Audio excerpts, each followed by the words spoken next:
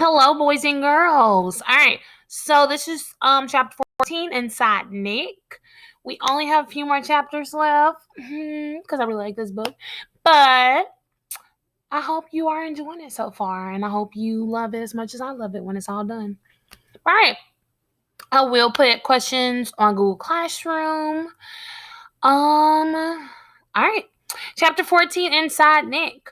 On the outside, Nick was still Nick, but inside it was different. Oh, sure, he still had a lot of great ideas, but now they scared him a little. For instance, Nick learned in social studies class that people who buy stuff are called consumers. If consumers stop buying, stores and shops and restaurants go out of business. Then, boom, a new idea hit him. All the kids love lunchtime, but the awful part about lunch was the eating part. School food? Ew. And the food was never a surprise. You had to smell it all morning and then go eat it. The food was always bad. Well, thought Nick, the school cafeteria is sort of a restaurant, isn't it? And the students are the consumers, right? And we don't really have to buy our lunches there, do we? Nick could see it all. He would get all the kids to bring their lunches from home every day until the ladies who made the lunches cooked better food. He was sure those women didn't cook food like that for their own families. The kids were the consumers with $1.35 in their pockets, and until the food was better, that's where their money would stay. Great idea. Nick was sure it would work, and he got all excited about it. All right, so let's pause. What do you infer is going to happen? Do you infer that Nick is going to be successful in this like he was with the Frindle, or what? All right, I'm going to continue. But then Nick remembered what had happened with the Frindle. It stopped him cold. He was sure that if all the kids stopped buying lunch, sooner or later someone would figure out that it was all Nick Allen's idea. He would get in trouble.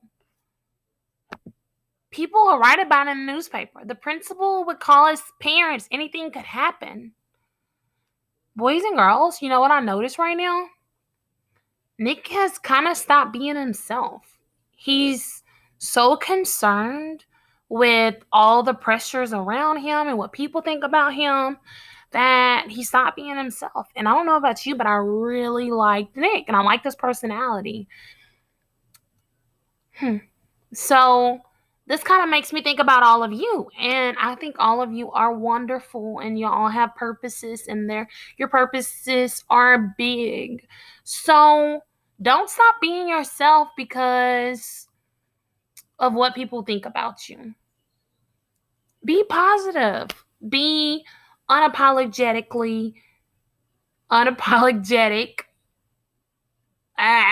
Be yourself. I don't know what I was thinking. It came in my head a different way.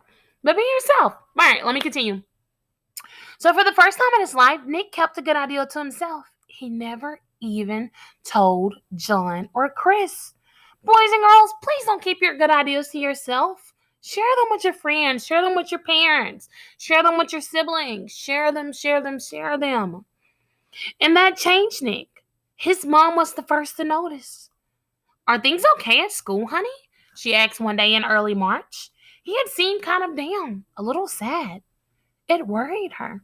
Boys and girls, when you're not working or operating in your purpose, you kind of get a little defeated because you feel like you have to restrain you. Don't restrain you. Be yourselves. Sure, said Nick. Everything's fine. Everything's okay with your friends. They haven't been hanging around here very much. Mom, honest. Everything's fine. It's winter. Everyone's really busy with hockey and baseball, that's all. And Nick went to his room and shut the door. Mrs. Granger noticed the change too. The clever little rascal who had looked her in the eye and said, "But I really didn't have a Frindle with me." That boy wasn't in our class anymore.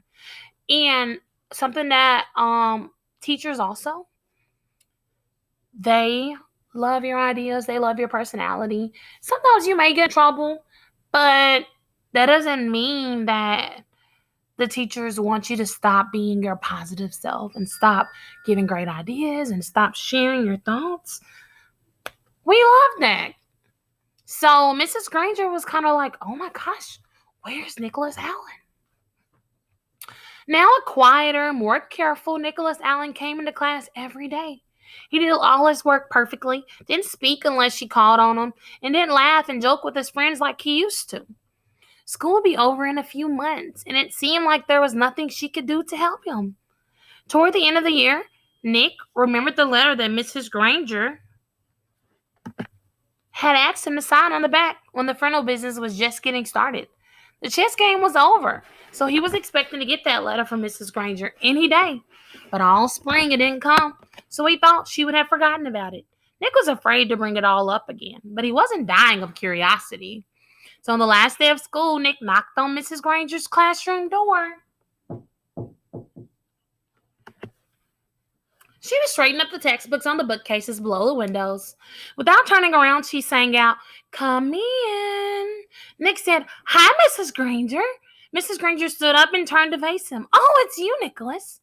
I'm so glad you stopped by. I've been meaning to talk to you, and this will save me having to send you a letter this summer." Nick gulped and said, "That's what I came for. The letter." Mrs. Granger looked puzzled for a half second, and then she said, "Oh, that letter." Then she paused. "You will recall, Nicholas, that I said I would send you that letter when all of this was over. And it's not over." "It's not?" Nick tilted his head to one side and asked, "When will it be over?" Mrs. Granger smiled and said, "Oh, believe me, Nicholas, you'll know when it's over. I wanted to talk to you about. Boys and girls, I want to know when it's over. When do you infer it's going to be over? Why do you think Mrs. Granger hasn't gave him the letter yet?" "I'm curious. I wanted to talk to you about something else." She walked across the room and stood about 2 feet from him. Nick had grown during the year, and their eyes were almost on the same level. Nick noticed that the eyes were softer, but just as powerful. "I've noticed that you've been very quiet for the past few months. You know, Nicholas, you didn't do anything wrong this year. I know a lot of things happened and a lot of things were said, and you must have had some difficult days here and there, but your ideal was a good ideal. And I've been very proud of the way you behaved most of the time." Nick was embarrassed, but Mrs. Granger kept on talking, and "Nicholas, you have great things to do in this life.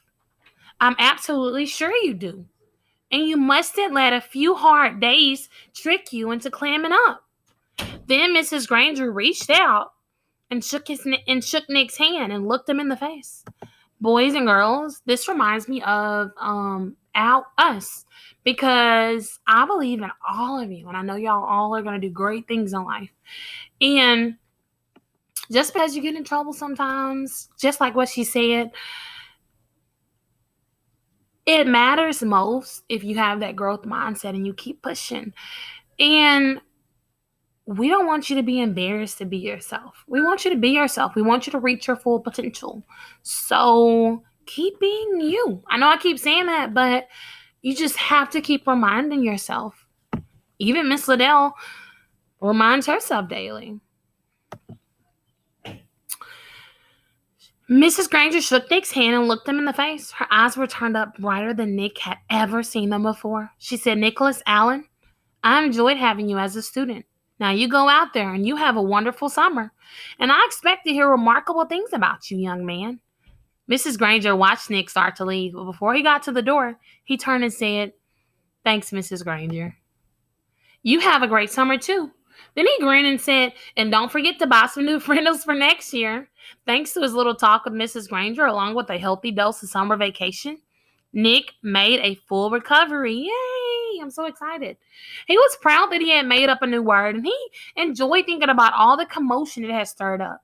That one little word had made 5th grade a year to remember. Before he started 6th grade, Nick was Nick again, and all through junior high and high school and college, he proved it. For example, 2 years later, all the school cafeterias in town were serving delicious food at least 4 days a week. All because of Nick the consumer. And the state superintendent of schools had made a special trip to Westville to learn why this little town had the most successful school lunch program in the state. See, boys and girls, your ideas will get you places.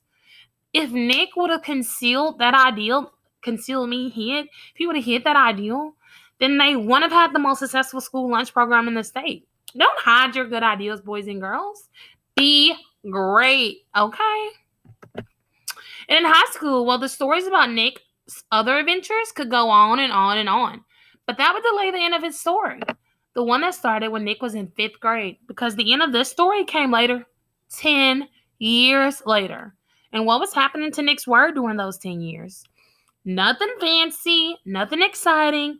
Words don't work that way. Words either get used or they don't. And Frindle was being used more and more. It was becoming a real word. All right, I'm so excited to read chapter 15 with you boys and girls. I will have a live reading class Wednesday, 9 and 1. I'm excited to see all of y'all's beautiful faces. I love y'all so much, and I will see you to Wednesday, not tomorrow. Ask me questions if you need to ask me questions. That's what I'm here for, to help you. All right, love you. Bye.